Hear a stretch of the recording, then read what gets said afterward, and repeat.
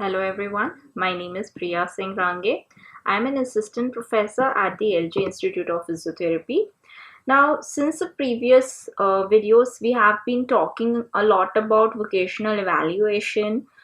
Today we'll be moving on to vocational rehabilitation. So today we'll be discussing about what is vocational rehabilitation, what are the different functions of vocational rehabilitation and the objectives of vocational rehabilitation. So, beginning with what is vocational rehabilitation?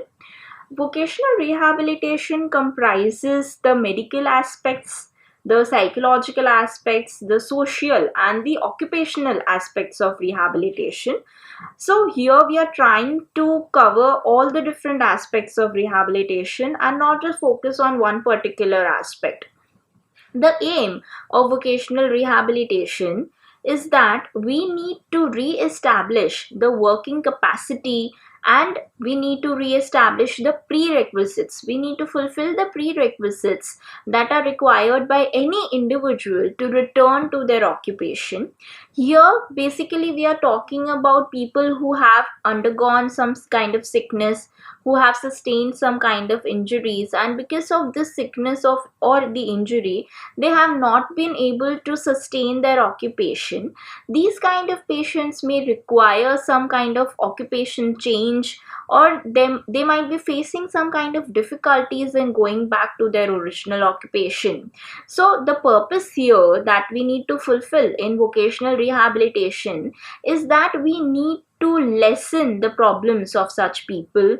We need to prepare such people so that they can go back to either their original occupation, or if they require a change in occupation, we need to train them according to the new occupation. We need to develop such kind of skills so that the person can get the same success as the person previously had in their old occupation. So this is what we are trying to do in vocational rehabilitation, that we are trying to re-establish among the sick or injured people with a good previous work history.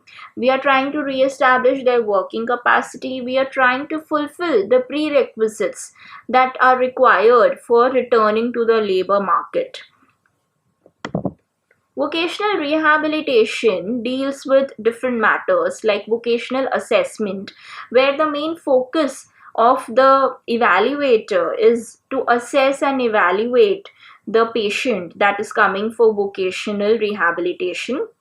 In the assessment part, like we are going to discuss in the subsequent few videos, in the assessment part we are trying to focus on the different needs of the patient. We need to evaluate the patient or assess the patient on a medical basis. We need to evaluate them on a psychological basis, and all the meanwhile we also have to look at the physical ailments of the person, which includes the musculoskeletal system, the neurological system, etc.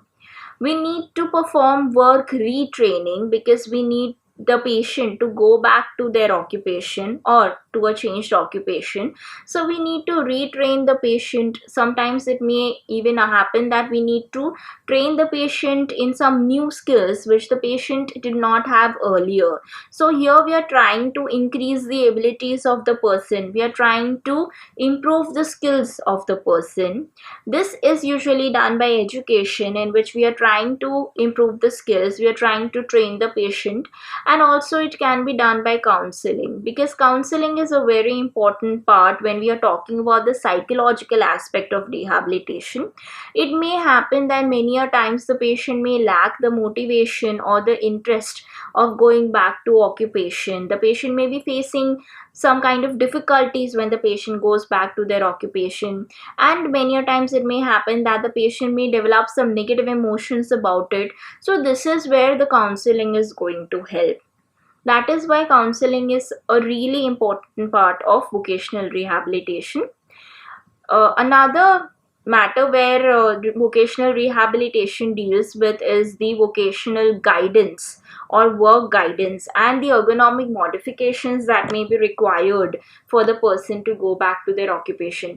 Many a times it may happen that because of some physical impairments, because of some physical limitations, or even psychological limitations, the patient may not be able to work in the same environment as they used to, and the person may require certain modifications in the environment, in the working environment, and that is where ergonomic modifications come into place. We need to evaluate the work environment of the person, and based on the patient's needs, we need to modify the working space or the working environment of the patient. That is where ergonomic modification comes up. Also, we have to perform certain psychosocial interventions, because like we discussed about counseling, many a times the patient may have some negative emotions, the patient may be psychologically disturbed, there may be some problems within the social environment of the individual. Hence, we also need to focus on the psychosocial interventions and not just the physical part of it. For this, we need to talk to the peers of the or the colleagues of the patient. We need to talk with the employer of the patient. Many a times it may happen that the family members are also not cooperative, the community members are not cooperative. Hence, the need may arise that we need to talk with the family members, we need to counsel them, we need to take certain measures in the community as well to increase awareness. So this is all included in the psychosocial interventions. So that is what vocational rehabilitation deals with: the vocational assessment, retraining, education, counseling, guidance, ergonomic modifications, and psychosocial interventions. Next, moving on to the functions of vocational rehabilitation.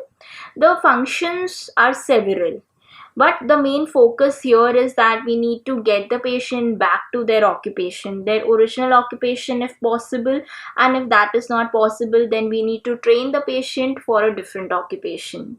We need to provide information to the client about the job market, what is existing in the job market, what are the skills that are required, what are the abilities that are required, how much experience is required in a certain field, what kind of stressors are present in a certain occupation, what are the rewards that the person may gain from the occupation. All this needs to be informed to the client so that the patient can make an informed decision whether the patient wants to go back into that particular occupation or not. Secondly, we need to assist the client with developing a realistic view of their skills, abilities, and limitations. Here we can talk about two different scenarios. In one scenario, we have a patient who might be very demotivated, who may think that the person has very severe limitations. The patient may be negative minded, the patient will always have some negative thoughts, patient may be pessimistic, the patient may not want to go back to their occupation, the patient may believe that they do not have the skills and abilities to go back into their occupation. And on the other hand, there can be a patient who is very optimistic, and the person may sometimes go beyond their physical capacities, and this may also lead to injury in the future. So we need to make sure that the person gets a very realistic view of their skills and abilities so that the person can perform accordingly. Overperformance and underperformance both can be very damaging to the occupation. If the patient is overperforming, it may lead to some physical manifestations or psychological manifestations that may interrupt with the occupational process. And if the patient is underperforming, the employer may not be happy, the employee, the patient themselves may not be satisfied with the employment, and that again may lead to discontinuity in the employment. Hence, we need the patient to have a very realistic view of their abilities. Another function of vocational rehabilitation is teaching the client some basic problem solving and coping skills, because this is required in every occupation. We need the person to be independent so that they can make their own decisions. If any problem arises, then they can solve their problems on their own and they do not require help from someone else. So that is why we need them to have or develop some problem solving and coping skills. We need to help the client to develop or maintain motivation, because like we have already discussed, once the patient gets demotivated, it becomes really difficult to achieve satisfaction, and if a person is not satisfied, then they may not continue that activity for long. We need to aid the client in obtaining educational services, skills training, or the necessary entitlements to obtain education and training. This is done on a very case to case basis, because it will vary according to individuals and according to the occupation. There may be certain people who are quite abled and who can develop these any skills quite rapidly, whereas there may be some other people who are not that abled and who may require a lot of time and more resources in order to develop the skills. So this is something that occurs on a case to case basis. And if we think that the person is able enough, if we think that we can train the patient, then we need to aid the client in developing those skills, in developing those abilities, in getting the educational qualification that is required for any certain occupation. So these are the different functions of vocational rehabilitation. Next, moving on to the last segment, which is the objectives of vocational rehabilitation. The first objective is vocational evaluation and adjustment of the PWDs. We need to evaluate the person or the individual based on the vocation, and then we need to decide whether the patient needs to go back to their original occupation or we need an occupation change. If we need an occupation change, then we need to evaluate the person's abilities and skills, and we need to decide which kind of occupation are we going to send the patient in. So that is what vocational evaluation and adjustment of the person with disability involves. The second objective is assessment of the medical, psychological, and rehabilitation needs. So here again, talking about all the different aspects of rehabilitation, it is not that we are only concerned with the medical aspect or the psychological aspect or the social aspect. We are concerned about all the aspects, and we need to assess the patient in all these different aspects, because even if the person has medical issues, it is going to interrupt with the occupation. If the patient has psychological issues, again it is going to interrupt with the occupation. So that is why we need to have a wholesome assessment of the individual. We need to assist the patient in developing rehabilitation plans, because here what is important is that we also consider the patient's interests, the patient's motivation level. We need to look at the background of the individual, how much the patient requires the occupation. We need to analyze all this, and then we need to develop a rehabilitation plan.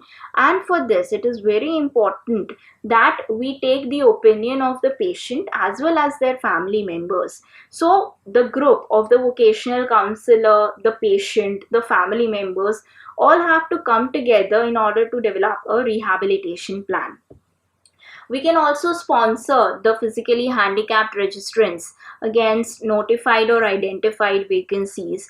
We can help them get them registered to the government registries, and whenever there is any vacancy, then we can have these people sponsored in such vacancies.